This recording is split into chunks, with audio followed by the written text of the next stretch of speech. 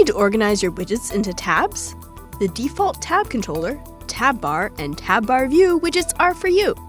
To use tabs, you'll first need a tab controller to keep the selected tab and the visible content in sync. The easiest way to do this is with the DefaultTabController.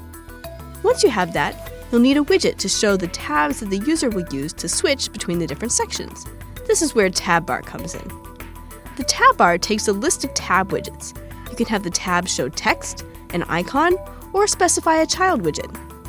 Finally, you'll need to create content for each tab. This is where you'll use TabBar View.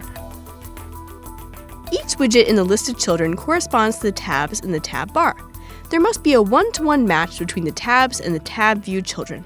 There's a lot more to explore when using tabs, so head over to flutter.dev to learn more.